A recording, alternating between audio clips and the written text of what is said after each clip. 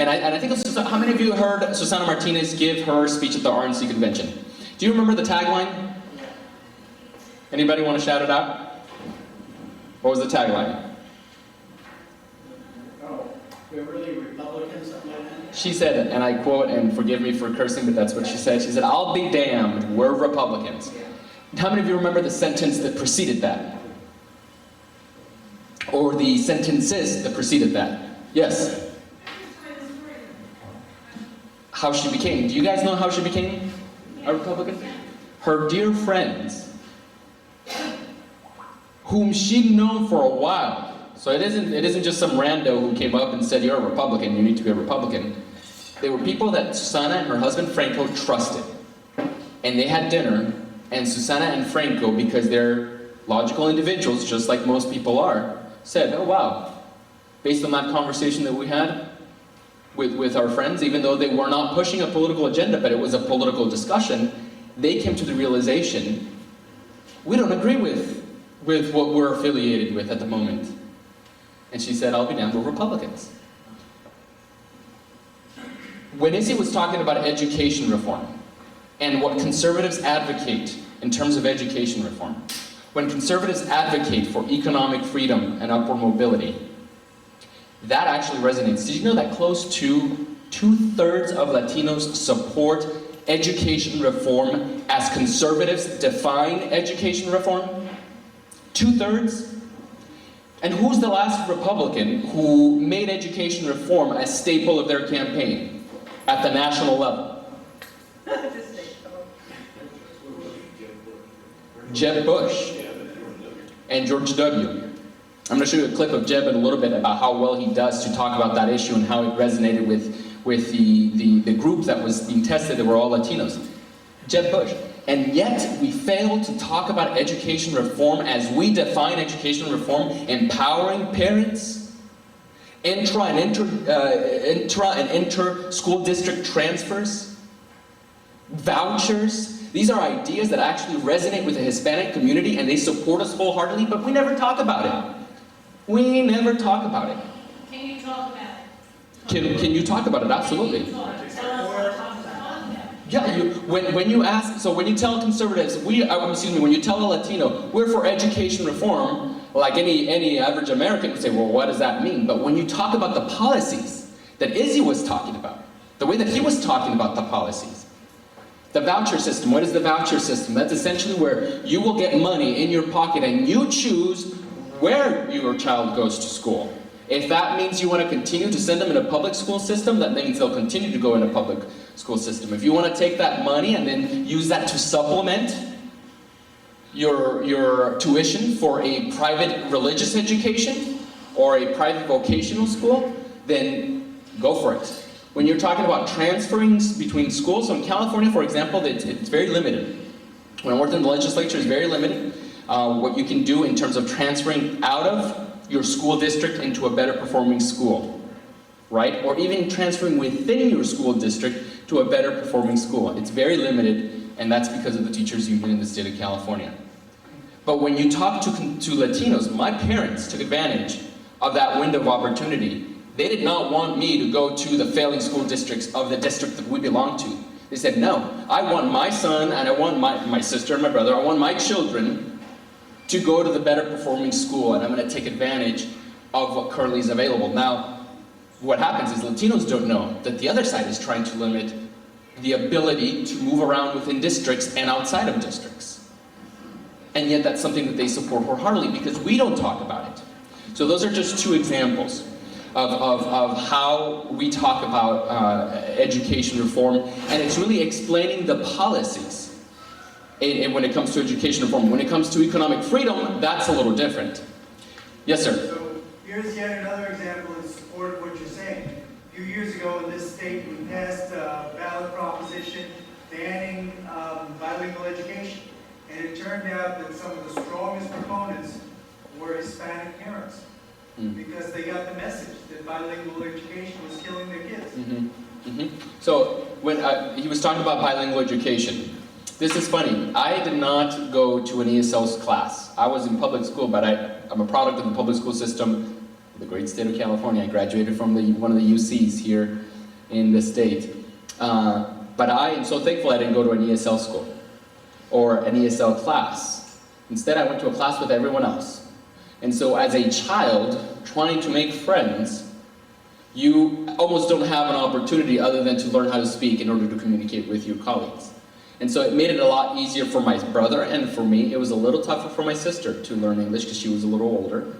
And she was in that awkward teenage years. But nevertheless, you look at states like New Mexico or Colorado, where there's really a lot of memory of the days when children were punished in school, physically punished in school for speaking Spanish. So there's a lot of memories that really don't bring, that bring back, there's a lot of instances that bring back bad memories for parents. And so what Latinos want for their children is to be successful. And in order to be successful, you gotta learn the language of trade, the language of commerce. And obviously that's English. I'm going to play the clips of these three. Can we take a 10-minute break? You guys want a 10-minute break? Yeah. Okay, will you all come back? Yeah, you promise? Yeah. I won't come back to an empty room? You would play with my insecurities? Okay, let's take a 10-minute break. By the way, guys, I wanted to point out before you all walk out, did anyone not get a blue sheet? These are extremely important. A blue sheet is what we'll eventually pass on with all the PowerPoint presentations. And also, they're extremely important because back in DC, or back in Arlington, where the Leadership Institute is headquartered, if I don't come back with these, it means that no one attended the event. And we don't share this with anyone, it's all internal. So please fill these out, or else I get in big trouble. The clips, so where did we leave off? We're gonna play some clips, right? I'm going to play three different clips. The first one is going to be of Governor Susana Martinez of New Mexico, talking about the first topic that we used. Oh, here it is. Okay, how many of you have heard of this? Heaven is where the French are the chefs, the Italians are the lovers, the British are the police, the Germans are the mechanics, and the Swiss make everything run on time.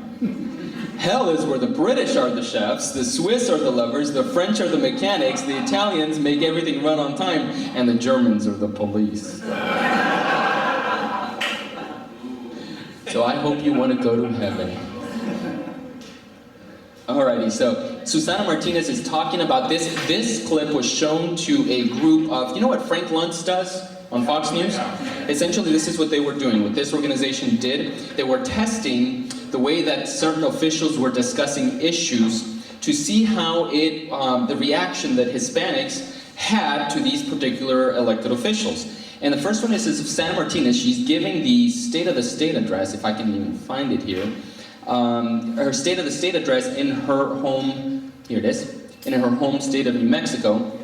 And I think it's absolutely fascinating because the way that she speaks, I want you to keep something in mind too. California has the most Latinos, but it's not the most Latinos as a percentage of the population. New Mexico has the most Latinos as a percentage of the population.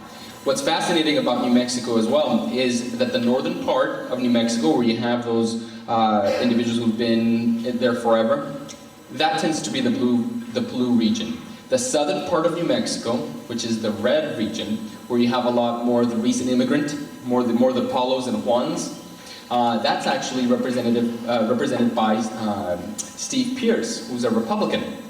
And they love Hispanics in the 2nd Congressional District of New Mexico, love Steve Pierce, and they continually re-elect him. Why? Because the brand Steve Pierce supersedes the brand of the Republican Party in the mind of those Latino voters. So that goes to the point that I was saying, and I'm hoping this is going to go here.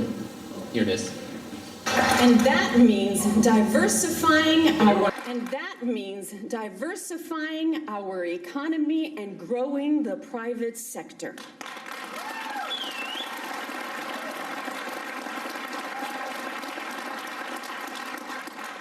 New Mexico has a lot to offer, but what we lack is a level playing field with our surrounding states. We're simply not competitive. I have always said that government doesn't create jobs, businesses do. But I do believe that government has an important role to ensure a level playing field so that New Mexicans can compete fairly. Unfortunately, right now, the playing field is tilted against New Mexico, and it's pushing jobs to other states. We are in a global economy. Business will locate and grow where they have the best opportunity to succeed, to get a fair shake, where they aren't overtaxed, and where they can find the best trained workers. Our goal this session should be to make New Mexico more competitive.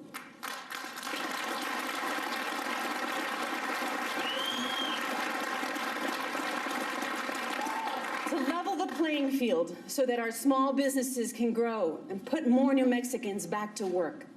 And there are essentially two areas in which we should concentrate: instituting a fair tax and regulatory structure, and creating a world-class workforce through common sense education reform.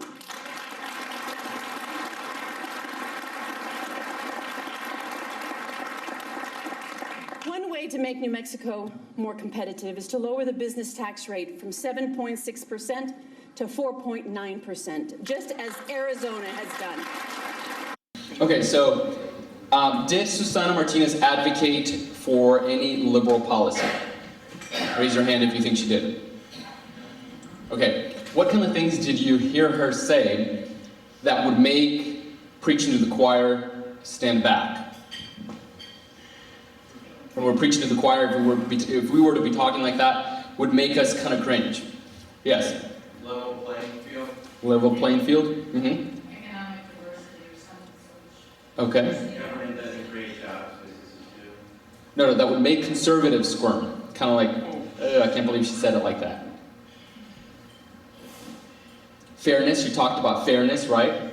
This is what's fascinating, is that Susana Martinez was using words like, government does have a responsibility in creating a level playing field for businesses to grow. Then she goes on and she gives her prescription as to what she means by a level playing field and the proper role of government. What was she advocating? Less regulation. Lower taxes. She was also talking about fair share, right? Fair share. I think it's fascinating how she was talking about these economic issues, and she was essentially doing what Davis in Texas was doing by calling herself pro-life. This is the reaction that those Latinos had of the governor in its entire clip without any interruption. They said, I thought she was a Democrat because Republicans don't think like that. She sounded more like she was for the small person. I felt like she was helping the little guy. These are Latinos telling that focus group leader what they thought. Surprised to hear fair share. It signals change on their part. One of the things that I always get whenever we travel the country is, our policies are right, but our message is off. I agree. I think our policies are right, but our message is off. And the way that Susana, in order to get elected in a state like New Mexico, she has to do like Paul. She has to understand the language that the voters of New Mexico react to, and she speaks that way, and she actually has one of the highest approval ratings of any governor. Than any, like 65% approval rating, Governor Martinez in New Mexico. A state where Democrats outnumber Republicans, a state that's 50% Latino, and she won and will likely win re-election in 2014. You had a question, sir. You think it's probably a great deal that she's Hispanic as opposed to just her policy? Mm-hmm. So they're saying, is it because she is Hispanic? Well, you look up someone like Ted Cruz. Ted Cruz did not win the Hispanic vote in Texas. Hispanics in Texas rejected Ted Cruz. You look at someone like Chris Christie, who is not Hispanic, and won the Hispanic vote by 52% in New Jersey. So it really is about how we talk about these issues to the audience, and when I showed you that clip of talking about social and cultural values and issues, and there was that disconnect, Susana Martinez is not speaking to the conservative activist. She's speaking to the voters that she needs in order to win. But she's essentially conveying conservatism. There was a CD I listened to a while ago, and it had to do with evangelizing, and I thought it was fascinating because this CD said, if you're trying to evangelize to someone who doesn't believe, you have to think biblically but speak secularly. One of the things that fascinated me when I worked, I was the volunteer coordinator for the Republican Party of Chino Hills in California. There were some folks there, there was 2 independents that were probably 2 or 3 years older than me at the time who were interested in learning in McCain and Palin and the local candidates. And there was 2 volunteers who essentially got into a discussion with these 2 independents. And they were saying things like, well, Obama is the Antichrist. And I just remember thinking to myself, oh my gosh, why would he even say such a thing when we can have such a good policy discussion as to why at the time Senator Obama's record, or lack thereof, isn't good for the country. And so I ended up pulling the independents, and we had a conversation. And afterwards I had a conversation with the volunteers, and I said, look, I know that that's how perhaps you will talk between you 2, but you'll still continue to vote. But in order for us to reach a broader audience, and this is where I'm thinking the whole think biblically, speak secularly, we cannot talk about Revelation without laying the foundation and say of Christianity when you're trying to reach someone. We cannot talk about conservatism and what it means about conservatism when we haven't laid the foundation to actually build a relationship with an individual who will trust what we say, not be associated with the Steve Kings of the world. So I always say, think conservatively, but speak in the language of your audience, kind of twisting that one around. I see a hand, yes? Quick point of data. Before Susana Martinez was governor of New Mexico, there was also Gary Johnson, who was the returning candidate for president in 2012. Yeah. They have it in them. It's a shame that New Mexico went blue this time, this last cycle, but they really have conservatism in them. I think the state of California is a lot more conservative than people give it credit for. I ended up writing an article a little bit ago, I think it was 2011, called Californians have identity dissociative identity disorder. Because the voters of our state, when it comes to propositions, vote right of center. They don't vote all the way to the right, but they vote right of center, collectively, history. We tend to vote propositions down. I know we ended up passing Governor Brown's proposition to increase taxes recently, but if you look at California in the last 10 years and how we voted on propositions, it's right of center. But we continue to elect individuals who try to undo the very propositions that we actually end up passing. The voters of California are a lot more conservative than people give them credit. The problem is, the other side knows how to talk to the voters of California. Our side doesn't. So, this is fascinating, and that clip about Susana Martinez, because she's talking about using keywords like leveling playing field and fair. The next one that I want to play is of Governor Jeb Bush. And he's talking about education. Remember when we were talking about education? All the statistics that Izzy shared in terms of government spending going up and the performance of students and how you see the 50% dropout rate in the Hispanic community. This is important because this is stuff that Jeb Bush, not necessarily the same statistics, but you'll see how Jeb Bush starts his discussion before he goes on to the prescription for the problem. Okay, so let's what I'm going to do is actually I'm going to let it go. So hopefully it buffers, so we don't get disrupted, because it's really good, a really good clip of Jeb Bush. What? Well, I'm sorry, what was that? He said, especially if you don't stand in front of the projector. So Jeb Bush, and I'll read some of the reactions that those Hispanic voters had of Jeb Bush. And so it's really, I just love these clips because it's actual voters who are reacting to the way that we're talking about conservative values. So let's go ahead and go. We're creating 2 Americas and 2 Texas. And it's quite dangerous, and yet the complacency makes me nervous, and I hope it does to you. Today in America, if you are born poor, there's a higher and higher probability that you're going to stay poor. And if you're born rich, you're probably going to stay rich. And if you're born with in affluence, your children will know people in affluence, and they'll marry people of affluence, and they'll create a kind of a perpetual life that will be extraordinary. Given the technology that exists, given the life that we live, it is the most fantastic time to be alive if you are affluent and you have the skills to be able to succeed in a world that is fast changing. But what about the folks that are increasingly perpetually poor? What about them? Do you think that we can survive as a great nation or as a great state if we just sit back and allow for basically half of our children staying poor because they can't break out of this cycle of poverty, increasingly so? And the only way that that can happen that I can see, I don't think there's a fairy godmother out there that's going to make this happen, is the hard work to assure that each child, when they go to school, gets a year's worth of knowledge in a year's time, and then the next year they get another year's worth of knowledge in a year's time, that the knowledge is relevant, and that we leave no kid behind, because it will place huge demands on us. High standards and accountability matter. Name something of value in our lives where we don't have accountability attached to it, where there's a different consequence between improvement or excellence and mediocrity and failure. That's the way the world works. Improvement happens when you have high expectations and then you align your interests in the right way. So, my first suggestion to you is a very simple idea that perhaps was one of the most powerful ideas that we had in Florida, and that was grading schools the way schools grade kids. A, B, C, D, and F. All schools are better if you empower parents, particularly parents that have little power today. When you give them that power, they're more engaged and schools get better. When we took away the voucher threat for F schools in our state, we all of a sudden stopped seeing the dramatic improvement because of the overturning of the Supreme Court ruling.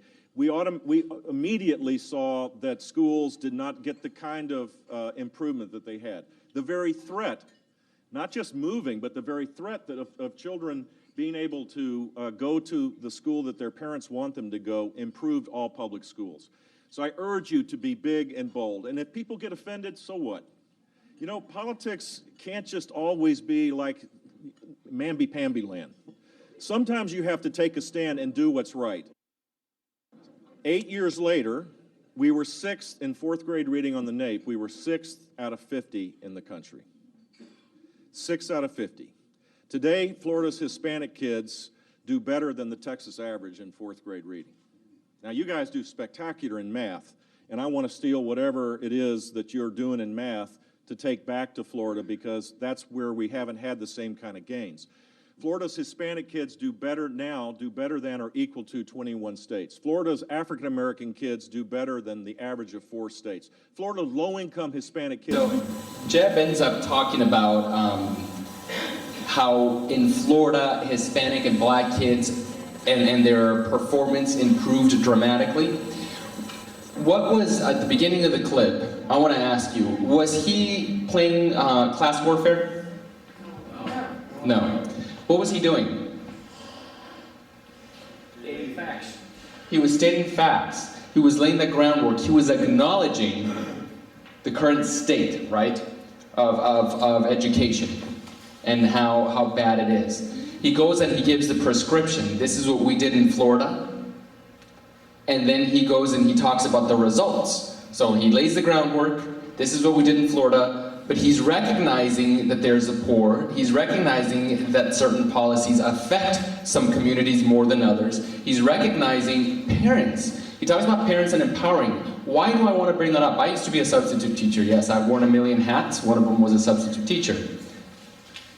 When you had parents, Hispanic parents who didn't speak any any English, and they would come and pick up their child, and their child was the translator between the parent and the teacher. Do you think that's very empowering to a parent? To have your child be the translator between the school official and the parent? Absolutely not. It isn't very empowering. In fact, it's a little humiliating.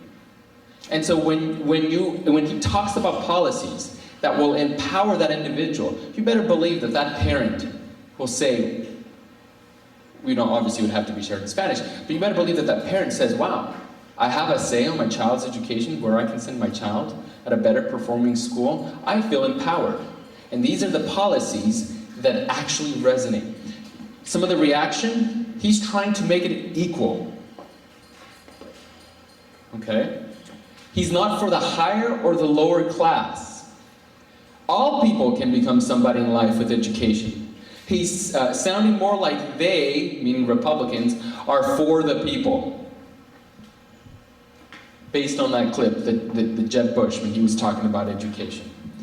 You know what's fascinating? One time I was having a discussion, and we were discussing about infrastructure in the state of California, and one of my colleagues on this side of the aisle ended up making a comment, and one of the colleagues on the other side of the aisle says, of course, you guys only care about roads and infrastructure, you don't care about people. And I paused and I challenged her. I was like, do you genuinely believe what you've just said about Republicans in this instance? Do you genuinely believe Republicans care about roads and infrastructure, but we do not care about individuals? We do not care about other human beings? And she says to me, yes. And I said, wow. I said, I don't know if that says more about you than it says about us. But in politics, perception is reality. And when people don't think that you care, then that's going to be the reality. It's that you don't care. So Jeb recognizes the current state, subscribes a solution, and then not only subscribes a solution, says it's actually worked in the state of Florida. I do translations for a living as well, and some of the translations that I do are articles written by an organization called Franklin Center, and a lot of it is from Florida. So the translations that I do, a lot of them have to do with Florida's education, and let me tell you, it is tip-top, and they do not spend the amount of money that California spends per pupil.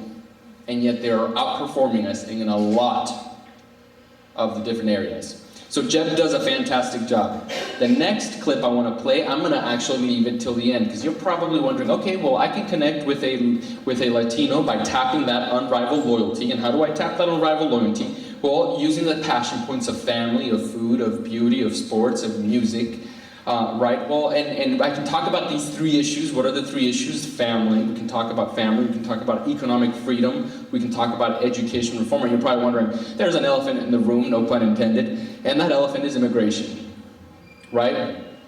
You're probably wondering, why hasn't he touched that? Some wise man once told me, if someone has said something before you and has said it better, quote them.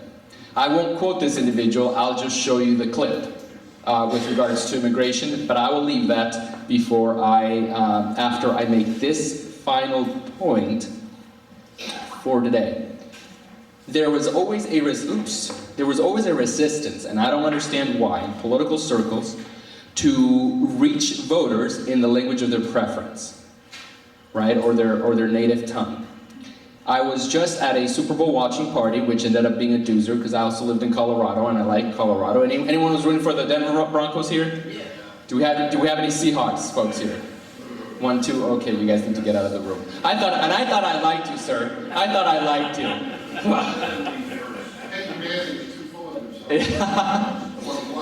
One of the coolest memories for the campaign 2012 when I was in Colorado was when we were having a big event. I can't remember the name of the venue, but this was in Colorado, and we ended up having John Elway come out and do a rally for Governor Romney, and I got to meet him backstage, and he signed and autographed a Romney placard. So that was one of the coolest memories I have of the campaign trail with the governor, and clearly John Elway, so that was kind of neat. But anyway, there's a resistance in political circles to really even take the message to the different communities in a language of their preference. And I never understood why there's that resistance. When I was at the Super Bowl party, it was really funny because there was 2 individuals who spoke Spanish, and even though I can clearly carry on a conversation with anyone in English, and I feel very comfortable speaking in English, and in fact I feel far more comfortable writing a dissertation paper in English than I probably would in Spanish, when I found out that they spoke Spanish, what did we do? We immediately switched to Spanish. Why? Because there's something about, when it's the native tongue, it's nostalgic. It makes a deeper connection with that individual.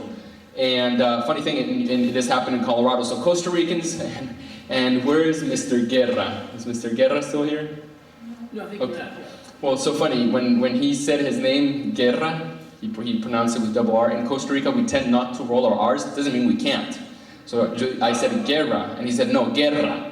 And in Colorado, I was speaking to a lady, and I was speaking to her in Spanish, and she tells me, mira, usted tiene un acento, you have an accent. Yo le digo, ah, sí, los costarricenses, they say Costa Ricans have an accent. We don't hear it, but, you know, other people say, so, no, you don't have a Costa Rican accent. I know what that sounds like. You have a gringo accent. I'm like, what? It's like, you don't roll your R's. And it's like, I can't, we just don't do it. But anyway, so when you're speaking to someone in the language of their choice, you're essentially making a deeper connection, especially if they're the Paulos or the Juans of the electorate. Why? Because it draws to a deeper, not only is it about the respect and the tolerance that we were talking about and the cultural differences, it makes that connection with them, but it shows reverence and respect.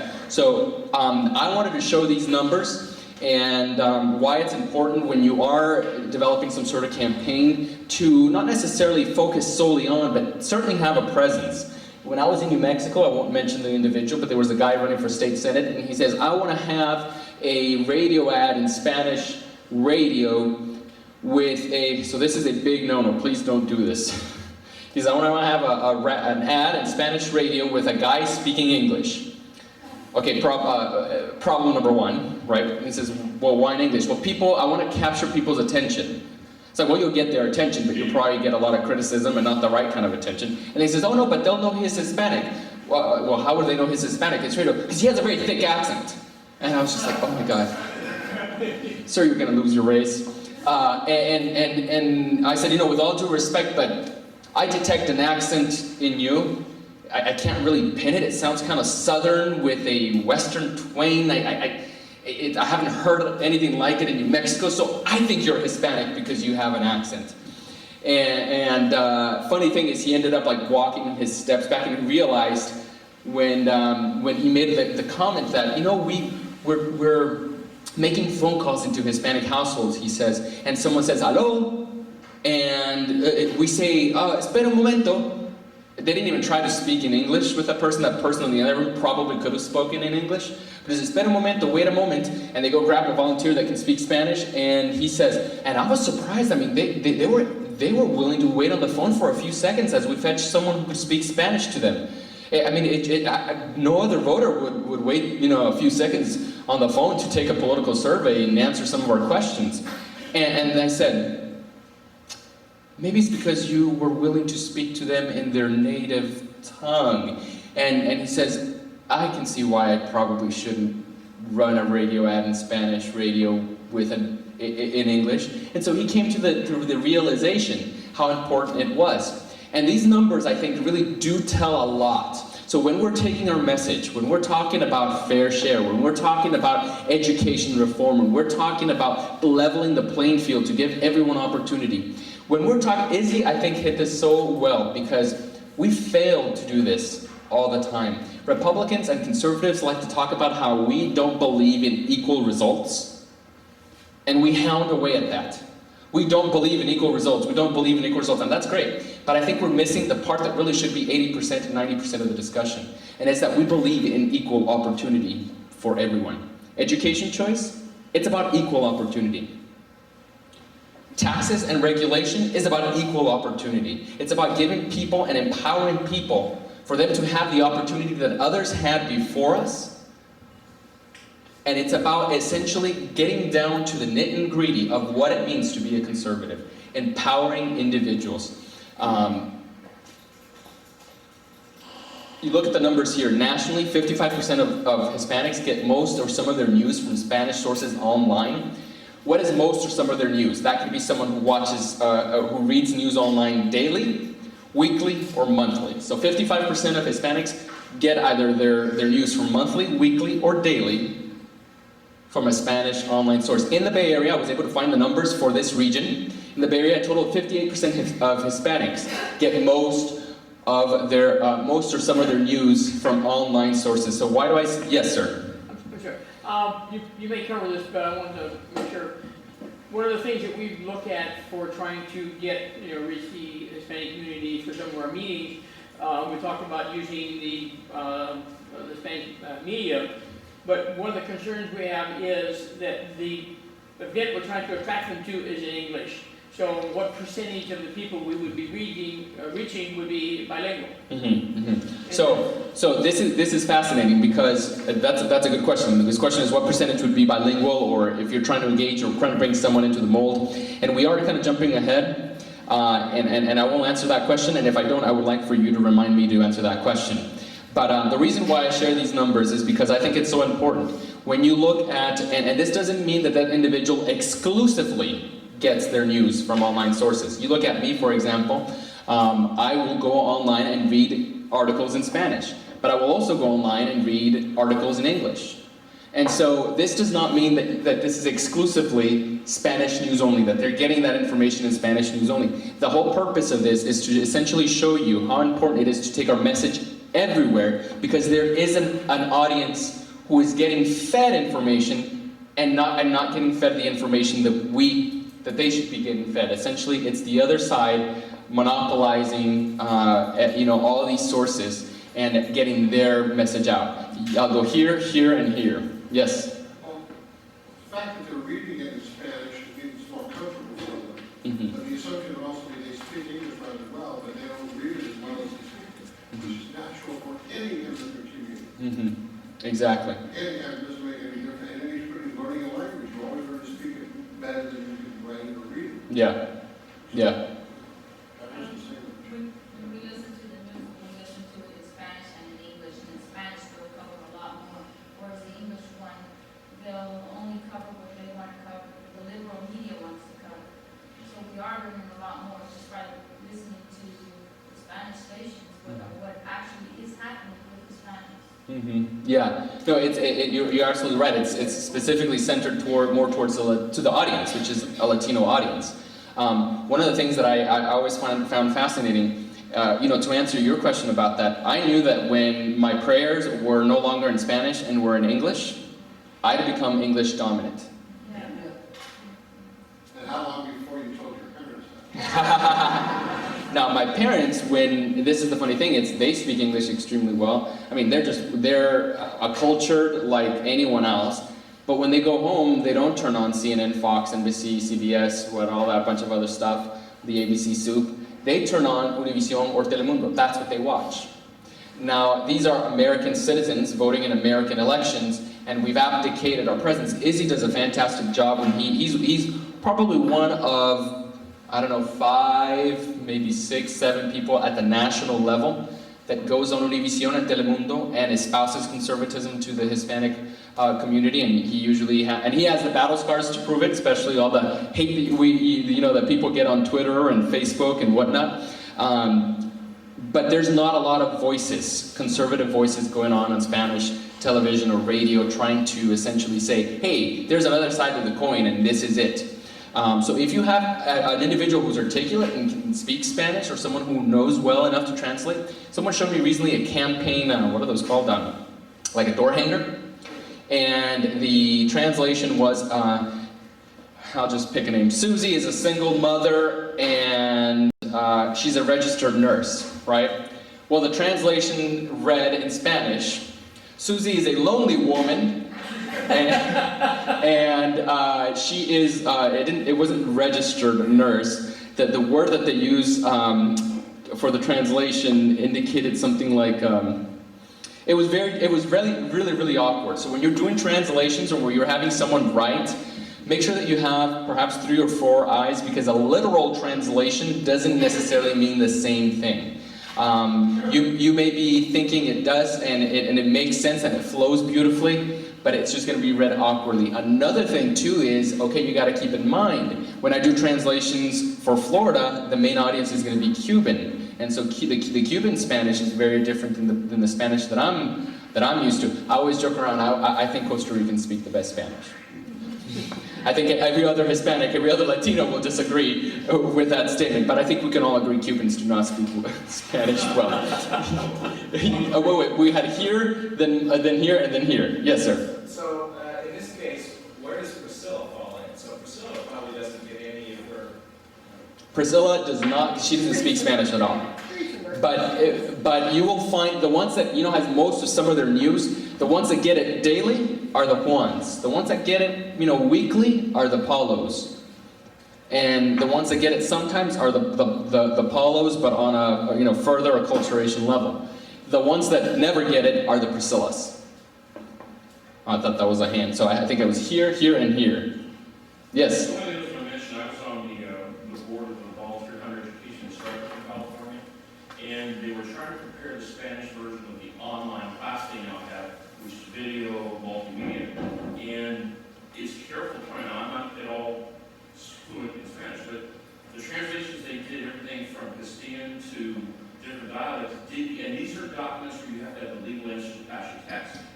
So it took them almost 3 years to get it translated by folks who spoke California English from there. You actually need two versions, one Northern California, one Southern. That's So just being able to get the words by or using a computer program to put up subtitles, you be careful because it doesn't carry the same weight. It actually doesn't mean the same thing sometimes legally. Oh yeah, you have to be very, Google Translate, as beautiful as that is, it doesn't necessarily mean, what's funny, it's like there's words in Costa Rican Spanish, the word macho. My little brother, we call him macho. Macho in Costa Rican Spanish means blonde. You guys are going to find this hard to believe, but I was actually born blonde, and my brother was also born blonde. It was about 5, and my hair got darker. My brother's hair is still kind of light, but macho in Costa Rican Spanish means blonde. Macho in Mexican Spanish, for example, raidezy means a macho man, what most people know it to mean. So if I were if I were translating something where it's talking the description of a blonde man, I'm not going to say el hombre macho, because that's not going to translate well, especially here in California, because my audience in California is going to be more Mexican than it's going to be Costa Rican. In fact, that would be a complete mistranslation of that. So understanding that is important. Next is the television. When you look at the numbers nationally and in the Bay Area, again, 68% of Latinos get it from Spanish television networks. It doesn't mean that it's exclusively only Spanish, right? And that means daily, weekly, or monthly. And the Bay Area, it's almost not too far off. It's about 62% of Latinos in this area get their news from Spanish television networks, whether it's Telemundo or Univision or some of the other networks. This was interesting. When I worked in the legislature, No, I wasn't working in the legislature. I'd already left the legislature in California and was working for a public advocacy organization in Sacramento.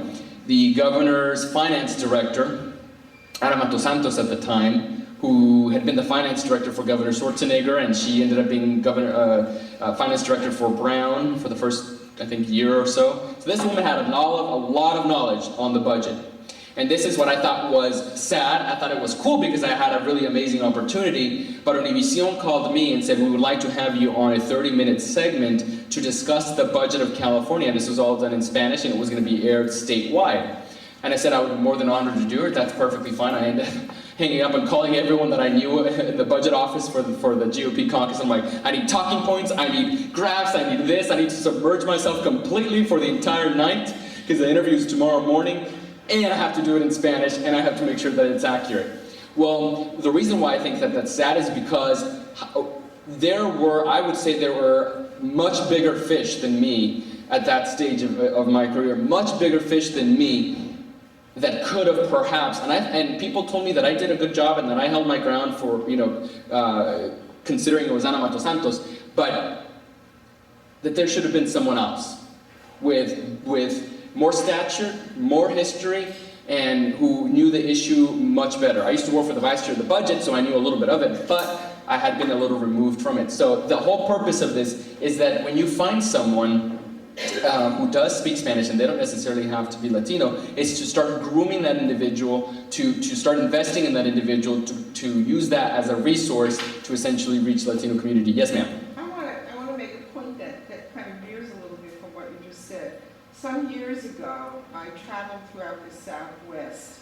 I had a contract to do sexual harassment training for employees of a chain of Spanish-speaking radio stations. I don't speak a word of Spanish. I had no difficulty being understood, although accents were somewhat different, and I still had my Bronx accent. They understood me, I understood them. Most of the people, all of the people, spoke English, and they spoke English reasonably well.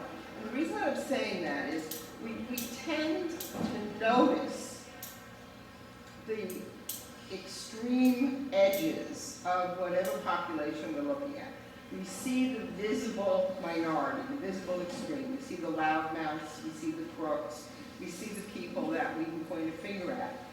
I would venture to guess, and please confirm or tell me I'm wrong, I would venture to guess that amongst you, every day of your lives, are people of Spanish heritage that look just like, maybe not like me, I'm a redhead, but you know, look just like most of us.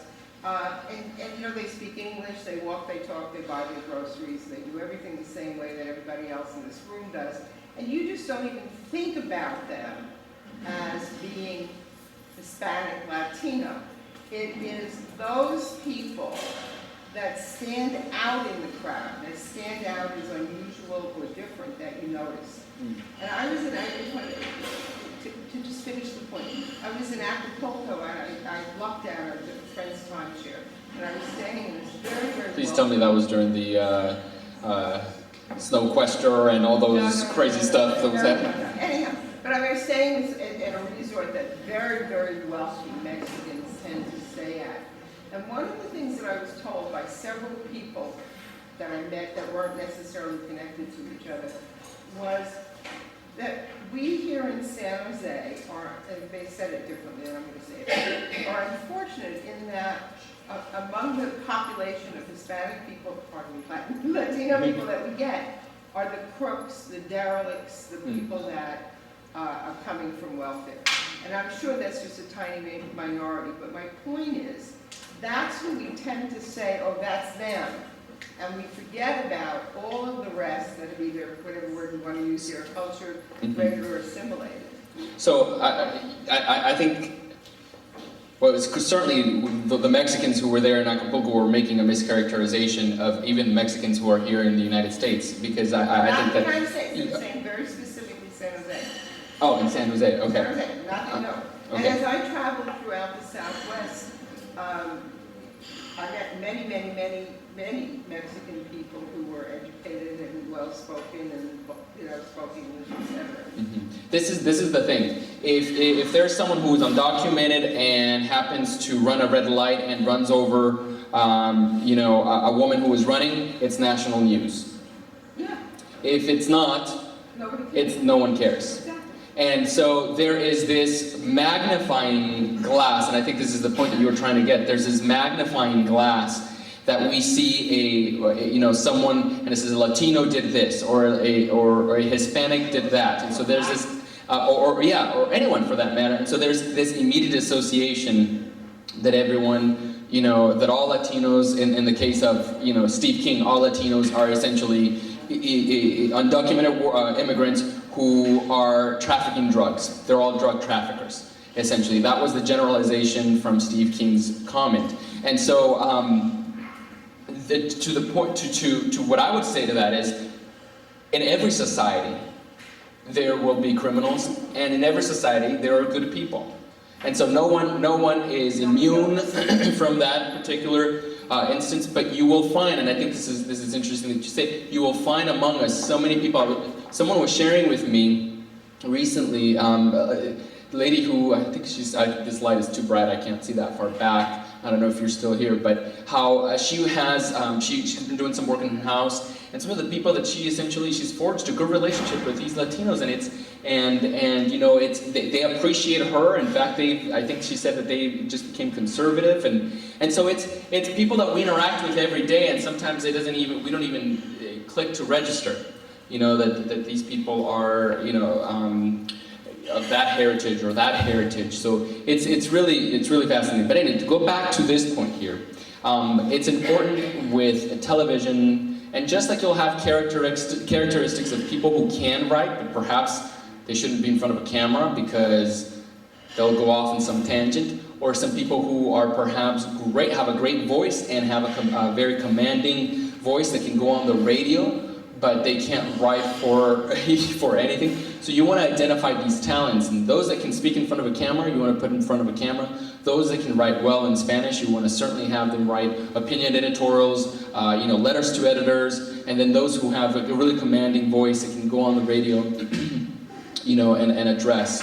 You look at that, oops, what happened there? It says Arizona, that's embarrassing. That's supposed to say the Bay Area. Well, okay. I guess not all of us are perfect. I thought I was going to end on a high note. Here in the Bay Area, 56% of Hispanics also get their news from Spanish radio. So you see the importance of these different modes of communication, and our absence from that essentially has really hurt us. And so we have to be active. Now, you connect with a Latino or a Latina, understanding their acculturation level, the segmentation, whether you go the religious route, whether you go the social route, whether you go, in that sphere of influence, and that connection, you connect with those passion points, and you're probably wondering, well, how do I get Latinos to come to my event? Is a question that everyone probably has on their mind. How do I get them to come here and come to our event? This is what I mentioned earlier on about servant leadership. I think this is something that doesn't get talked about as much as it should when it comes to politics, because the tendency is parachuting in a community months before an election, expecting for people to just open the doors. And the Latino community is very relational. Very, very relational. It's about familiarity. Do they know you? Do they know who you are? Have they personally interacted with you? And so I always tell individuals, if you ever think of running for office, if it's just a sparkle or a twinkle, right? That's the way you say it, right? Twinkle? A twinkle in your eye, or if you ever have some sort of, vision for trying to engage the Hispanic community, go where the Hispanic community is. Go to the markets. Go to the fiestas at the park. And just serve. And get to know people on an individual level, and then you can start changing and building the brand of, you know what, I'm a self-described conservative, and I don't meet the check marks of crazies that you see on television. So you're changing the mind of individuals on a one-on-one basis, because now they're getting to know a conservative as they are good people who care about this country and who want to help this country and help everyone in this country, and that includes the Latino community. I was in Arizona, maybe that's why I still have that forgot to change Arizona from the Bay Area. And one of the gentlemen in the room gets up and says, I can't imagine, and here he did two no-nos. I can't imagine, he says his name, and then he points to a lady who was also an older white lady, and he says, I can't imagine me and so going into the barrio, and the way that he said it, and I'm like, okay, this is strike number one. Going to the barrio and relate to these people, strike number two. The way that you would like for me to do it. And I said, okay, hold on a moment.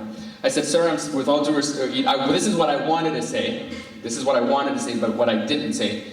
I wanted to say, sir, with all due respect, you're perhaps twice my age. You're from a different generation. And the room was a predominantly white room. And I said, how is it that I, as a Hispanic, probably half your age, can come into a room full of quote-unquote white people and be able to relate with you perfectly, but then you find all of a sudden a wall to put up because you're afraid to go into a community? Is it fear that you don't know them well? Then get to know the community well. 2 ears, one mouth. So listen, if they refer to each other as Hispanic, then that's probably what they prefer to be called. If they refer to each other as Latino, that's probably what they prefer to be called. You and I were having a conversation. A gentleman who was at she was talking about a gentleman who was at the gas station, had a shirt that said Mexican, or Mexicano. Was it in English or? Mexican. Not Latino, not Chicano. Didn't not say? Hispanic, Mexican. It said Mexican. So what, his acculturation is probably more like Juan or like Paulo, where he has those roots. And so if that's how that community, if they refer to themselves as proud Mexicanos, then you will address them as proud Mexicanos. Someone came up to me and they were saying, you know what's fascinating is you go here and you have the Portuguese hall and the Italian hall and the Czech hall and all these European halls, but no one ever says anything about the European halls and how they're divided within their communities and whatnot. But yet everyone always raises hell when a Hispanic wants to be called Costa Rican or wants to be called Puerto Rican or Cuban or Mexicano or whatever. It's essentially just being proud of where you're from.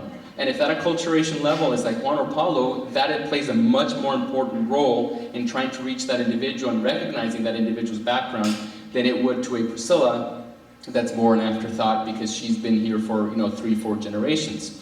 So now the elephant in the room is, well, immigration.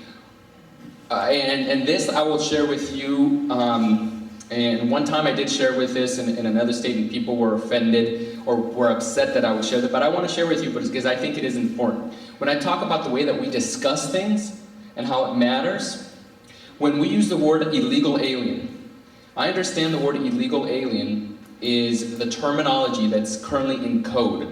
That's how it is in code, in the law. It is described as illegal alien. But not a lot of Americans, not a lot of people in general know that that's the word in code. So when you have someone like me, someone like Juan's acculturation level, and they hear the word illegal alien, whose English is not their first language, what do I hear? Okay, people are obviously not only aware that that individual is in the country illegally, but secondly, wow, you don't even think I'm a human being. You think I'm from another world. You think I'm an extraterrestre. I'm an alien. And so there is immediately a wall that's built, right? And one of the PowerPoints, and I didn't put it on this one, but it's fascinating and how many Latinos know someone in this country who is an undocumented worker or who is in the country illegally. About 64% of US Latinos, these are American citizens, voting in American elections, part of the American experience, who know someone who's in the country illegally. And so when someone says something like illegal alien, it isn't just a catchphrase or a word. Essentially what it is, it's a person with a name. It's a face that they recognize. And so it becomes far more personal to them. So the way that we discuss immigration is very important. So I'm going to play that clip of Rand Paul because it's interesting. Rand Paul, and I hope we have, and I should have been queuing it up so we had it reserved or had it downloaded. But the clip of Rand Paul is very fascinating because Rand Paul, where is it? Here it is. Does almost the same thing that Jeb Bush does. He lays the groundwork, then he gives a prescription of how to fix immigration. And what's fascinating is that the prescription tends to be, for the most part, it's a very general prescription to solving the immigration problem. But it's the way that he went about to talk of this issue, that's a very hot button issue, that essentially what brought everyone's defenses down. Because the moment you would say, those illegal aliens, whoosh. The moment those ladies said, Obama's the Antichrist, whoosh. They could have made the most reasoned argument, better than Aristotle, better than some of the greatest orators in American history, and it wouldn't have mattered, because those two independent voters had a wall. Same thing with the Latino community. If there's something said, there's immediately, and I think that's in general with politics. If someone says something, you immediately put up a wall, and they may be making an argument, but you've made your decision. You've passed moral judgment, and you're not swayed by that person, whether they make the most reasoned argument or not. So, I thought I'd clicked the clip, and it was loading, but apparently it wasn't. Okay, it is connected. Whoop. So Rand Paul is going to do the talking for me on immigration, because his prescription is conservative, but it's the way that he goes and talks about it that really, really connects with folks.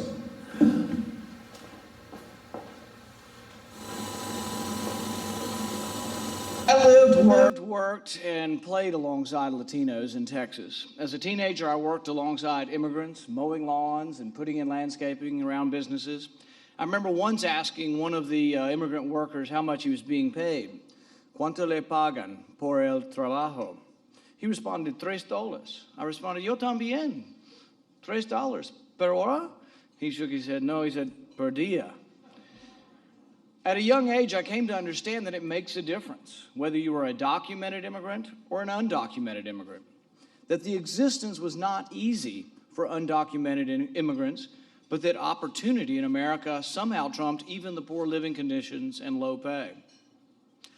I wondered what circumstances must have been like in his country to choose an admittedly tough life in the shadows. Growing up in Texas, I never met a Latino who wasn't working. In school, everyone took Spanish, so I did. I sometimes wish I'd paid a little more attention, as you can probably tell by my Spanish so far. As a teenager, though, I wasn't always the model citizen that I am today. So in middle school Spanish class, my exuberance sometimes overcame my restraint, and I would be asked to go to the principal's office. Well, my Spanish teacher would scold me and she would say, Blue sheets, you better fill them out now so I can send you the clips and you can watch them at the comfort of your home and you can analyze them left and right. This is a very powerful clip because even just that little bit that we saw, what does he do that we've talked about? He identifies, he relates, yes? He spoke Spanish. The senator I used to work for had a good relationship with the Hispanic community because even though he spoke broken Spanish, George Bush attempted to speak Spanish, and people appreciated that because he wasn't doing it out of haughtiness or trying to be pompous. He was genuinely interested in building that relationship, and so it connected. But what's fascinating about this is he recognizes the plight of undocumented immigrants in the United States. Yes, sir. Oh my gosh.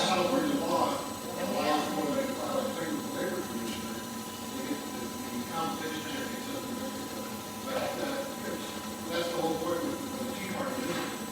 They keep screaming about amnesty and this. They don't want to work. That's fascinating. Exploitation with the immigrant community who's not documented in this country. And I'm going to share this story. There was a lady, my mom used to get her haircut. There was a lady who came from Mexico, and I think this is just such a powerful story. And there will be one more clip, and this clip is saved onto my desktop, so that shouldn't have a problem, which essentially summarizes it all very beautifully, what we've been saying this afternoon. But this lady had her savings. She came to the United States. She got married. The person that she married ended up essentially kicking her out. She built a business. It was a salon with all of her money and her hard work. But she didn't have papers in this country, and clearly she couldn't, the business was not under her name. It was her hard-earned money that she saved and sweat of her brow that built that business. The husband decided he didn't want to be with her anymore, kicked her out, kept the business, and she was out on the street. For a week and a half, she was out on the street living in her car. She came to my mom, because my mom was one of the clients, and she told her her situation. And you know what she said to my mom? Do you know of some women that I can go and give haircuts to? She didn't come to my mom and said, give me something, give me food, give me money for the sake of giving me money. No, she came because she said, give me work. And I think when we recognize that, the desire for people to break the law, to go under extreme and excruciating situations at times, simply because they want to work, which is what Rand Paul did. He recognized that in his speech, and then he gave his prescription. That wall removed completely. Because now you've sympathized, now you understand, now they can relate. It says, you know, that person gets it. That person gets it. And sure, if you look at some of the laws in Latin America with regards to immigration, they're more strict than the U.S. immigration laws. And so when it comes to the actual, the reason why we continue to lose with immigration is because not only is our rhetoric extremely harsh when it comes to this issue, our prescription isn't necessarily what's turning people off, but it's the way that we go about and approach it. So I will send you that clip, and you can watch it over and over and take cues and divide it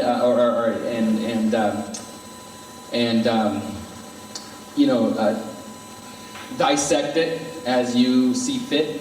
The last clip I'm going to show you of the night, and this will conclude our presentation because my clock says 11:53, but I'm sure that's DC time.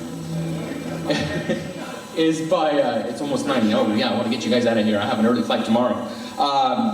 Is of Libre Initiative. Libre Initiative is an organization that was started about 2-3 years ago. The whole purpose of the Libre Initiative is to connect with the Latino community, selling a message of economic freedom.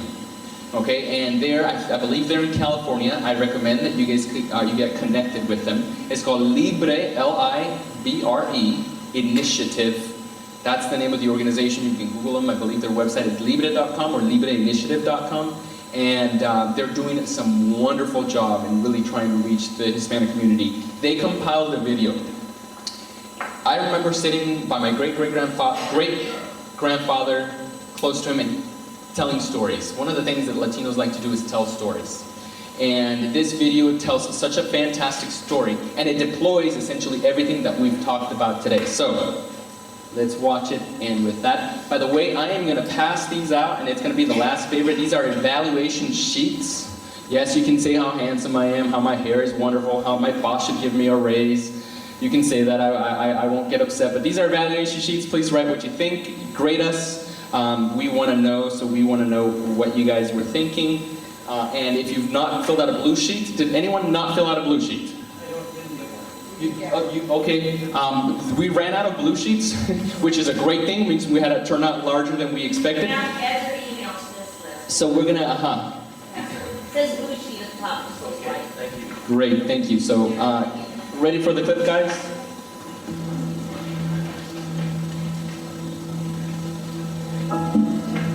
My name is Daniel Garza, and my American experience started off here. I grew up picking crops with my family. My parents were immigrants from Mexico with nothing but a 4th grade education. We were so poor. My siblings and I would often miss school to work in the fields. Our home was the size of a tool shed. Had no running water, and what we would do is warm buckets of water on the stove so that when my parents returned from work in the fields, they would bathe with small cups. My father never took welfare because he didn't want to depend on anyone to lose his dignity. He is a proud and noble man. We can make it with just 3 things. It's God, good credit, and freedom, liberty to work. And that's what the United States is. You know, I didn't know it at the time, but my father began saving money and buying and selling small properties. He bought a motel with the profit he made. My family and I spent long hours fixing up that motel while still working the fields. My father continued to buy and sell property, and one day he and my mother retired with enough money to live comfortably for the rest of their lives. If I don't count the United States, I don't think I have that life that we got right now, living so good, you know. My parents' American dream had become a reality. My family and I have succeeded by following the path to freedom, but that path is on the verge of vanishing. What we're starting to see here in America now is a growth in the size and the scope of government that is now starting to look like the governments that we left behind. I'm just torn apart when I see folks who are caught in this dependency that government offers. And not only that, they condemn their children to a life of mediocrity and subsistence. If this is not the American dream, this is an American nightmare. The Libre Initiative is reaching the Hispanic community before they are lost forever. We know advancing economic freedom is the best way to improve human well-being, especially those at the bottom. And that's our message to the world. You know, one day I was speaking before a group of 150 evangelical Hispanic ministers in South Texas, and a man stood up. He had tears in his eyes and said, you know, I've never heard these things before. Why has nobody told us? Most Hispanics have never even heard about economic freedom, but they know it. Cuba, Venezuela, Mexico, Hispanics in countries that have been ruined by tyranny to come to America, the land of the free.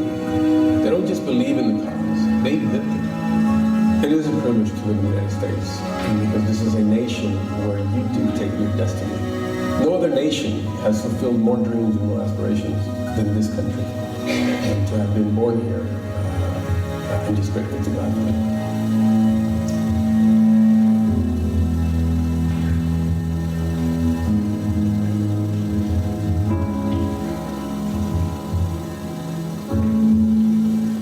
Every time I watch that clip, even though I've watched it a gazillion times, it moves me the same way. It is so powerful. He recognizes the diversity, mentions countries, diversity within the Hispanic community. He makes references. You know how funny, this is what's really funny, because they need to obviously establish themselves as being a conservative organization. So what do?